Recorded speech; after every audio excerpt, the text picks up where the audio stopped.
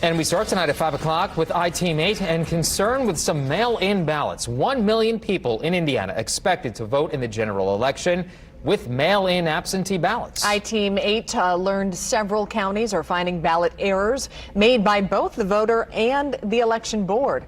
I-Team 8's Richard Essex walks us through the process to make sure your vote counts.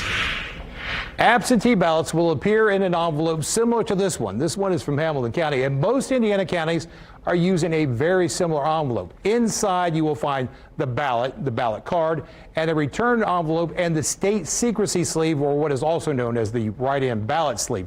Now, let's start with the ballot and the ballot card. If you are voting for President Trump or former Vice President Biden, find the corresponding number right here, number 23 for President Trump, right there, 25 for former Vice President Biden, and you'll have to come over here, find each number, and mark them in. Now, they suggest that you use a pencil, go through your entire ballot in pencil. In case you make a mistake, then you can erase it.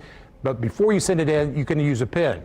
On the back side of the ballot card, at the bottom, you will find the county seal and 2 initials. Now, it's very important that both of these initials are there. If it arrives in your mailbox with any one of these 3 missing, contact your county clerk for a replacement. I called several of the surrounding county clerks this morning, found that Hamilton County had about 20 ballots go out to voters with one of the missing initials. Boone, Johnson, and Hendricks County had less than 10 of those go out. Now, once the ballot is completed, place it in the state security sleeve. Now, here again, it has to have the county stamp. It has to have both initials. And again, if any of these are missing, contact your county clerk for a replacement ballot.